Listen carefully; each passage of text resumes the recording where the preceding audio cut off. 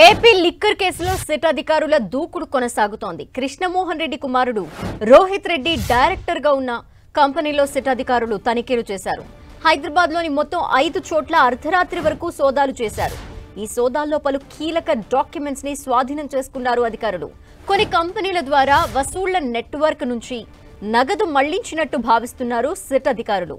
బాలాజీ గోవిందప్ప, ధనుంజయ రెడ్డి, కృష్ణమోహన్ రెడ్డిలని విచారిస్తే మరిన్ని విషయాలు వెలుగులోకి వచ్చే అవకాశం ఉందని అధికారులు భావిస్తున్నారు.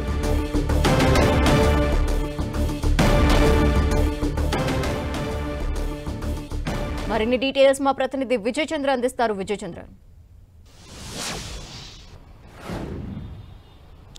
ఆంధ్రప్రదేశ్లో మద్యం కుంభకోణం కేసు అనేది సంచలనంగా మారిందని చెప్పొచ్చు. ఈ కేసుకు సంబంధించి ఇప్పటికే 5గురిని అరెస్ట్ చేయడం జరిగింది. మరికొంతమందిని కూడా అరెస్ట్ చేసే అవకాశం ఉన్నాయి. దీంతో చాలా మంది కేసులో నిందితులుగా ఉన్నటువంటి వారు పరారీలో ఉన్నారని చెప్పొచ్చు. మరికొంతమందిని కూడా నిందితులు చేర్చే అవకాశం ఉంది. ఇప్పుడు తాజాగా భారతీ సిమెంట్ లో డైరెక్టర్ గా ఉన్నటువంటి బాలాజీ గోవిందప్పను అరెస్ట్ చేయడంతో పలు కీలక విషయాలు రాబడుతున్నారని చెప్పేసి పోలీసు యంత్రాంగం నుంచి సమాచారం అందుతా ఉంది. అతను కర్ణాటకలో ఉన్నటువంటి అడవుల్లో ఒక ఫిట్నెస్ సెంటర్ లో అతను సేద తీర్చుండగా అతను అరెస్ట్ చేయడం జరిగింది. అంతేకాకుండా హైదరాబాద్ లో నిన్నటి నుంచి కూడాను ఈ జగన్మోహన్ రెడ్డి దగ్గర ఓఎస్డీగా పనిచేసినటువంటి కృష్ణమోహన్ రెడ్డి కుమారుడైనటువంటి రోహిత్ రెడ్డికి చెందినటువంటి 6 కంపెనీలలో సోదాలు జరుగుతూ ఉన్నాయి. వీటిలో కీలక అంశాలు రాబట్టినట్లుగా సమాచారం అందుతా ఉంది. అంటే ఈ మద్యం కుంభకోణానికి సంబంధించి ఎవరెవరి దగ్గర అయితే గనక లావాదేవీలు జరిగాయి, మద్యం సరఫరా కంపెనీలు అయితేనేమి, తయారీ కంపెనీలు అయితేనేమి, వీటి నుంచి ఎంత మొత్తంలో అమౌంట్ మామూలుగా అంటే లంచాలుగా తీసుకున్నారో అవి ఎవరికి వెళ్లాయి అనే దాని మీద దృష్టి పెట్టడం జరిగింది. ఇవన్నీ కూడాను ఈ బాలాజీ గోవిందప్ప నిన్న అరెస్ట్ కాబడినటువంటి ఆయన ద్వారానే కొంతమందికి వెళ్లాయి అని చెప్పేసి చెప్తా ఉన్నారు. అయితే వీటన్నిటిని కూడాను ఇప్పుడు 6 కంపెనీల్లో సోదాలు చేయడం ద్వారా వచ్చేటువంటి అంశాలు అయితేనేమి బాలాజీ గోవిందప్పను ఈ రోజు విచారించి కోర్టులో హాజరుపరచనున్నారు. ఆయన నుంచి వచ్చేటువంటి విషయాలు అయితేనే వీటన్నిటిని కూడాను ఒక ముఖ్యమైనటువంటిగా దర్యాప్తులో ముఖ్యమైనటువంటి భాగంగా పోలీసు సిట్ అధికారులు భావిస్తా ఉన్నారు.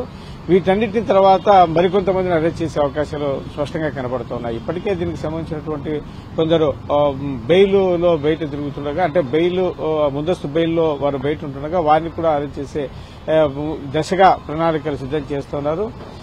మాజీ ఐఏఎస్ ధనుంజయ రెడ్డితో పాటు ఈ కేసులో ఇప్పుడు ఈ సోదాలు జరుగుతున్నటువంటి రోహిత్ రెడ్డి తండ్రి అయినటువంటి జగన్మోహన్ రెడ్డి దగ్గర ఓఎస్డీగా పనిచేసినటువంటి కృష్ణమోహన్ రెడ్డి, ఇంకా మరికొందరు అరెస్ట్ చేసే అవకాశాలు అయితే కనుక ఉన్నాయని చెప్పొచ్చు. ఇప్పుడు వారు మధ్యంతర బెయిల్ తీసుకున్న నేపథ్యంలో ఇప్పుడు తాజాగా సేకరించినటువంటి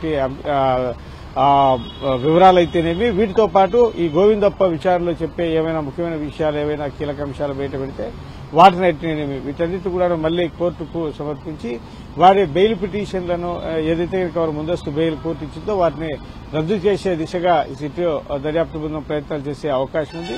ఇవన్నీ కూడాను కీలకంగా ఈ కుంభకోణం అంతటిలో కూడాను అప్పుడు ముఖ్యమంత్రిగా ఉన్నటువంటి జగన్మోహన్ రెడ్డి ద్వారానే జరిగాయి. కాబట్టి ఆయన అనేకమైనటువంటి సెల్ కంపెనీలు తన బంధువర్గం ద్వారా ఏర్పాటు చేయించి వారి ద్వారా వీటిని హవాలా ద్వారా అయితేనేమి, తర్వాత నిధుల మళ్లింపులో అనేకమైనటువంటి తప్పుడు మార్గాలను అవలంబించారని చెప్పేసి సిట్ తో పాటు చంద్రబాబు నాయుడు ప్రభుత్వం భావిస్తోంది. కాబట్టి వీటన్నిటిని కూడాను కూలంకషంగా ఎక్కడే కానీ ఎటువంటి పొరపాట్లు లేకోకుండా ఎవరైతే కనుక బిగ్ బాస్ అని చెప్పేసి వీళ్ళు చెప్తా ఉన్నారో జగన్మోహన్ రెడ్డి, ఆయన అరెస్ట్ చేసే దిశగా వీటిని అంటే రిపోర్టులన్నీ కూడా తయారు చేసే పనిలో సిట్ బృందం పడిందని చెప్పొచ్చు.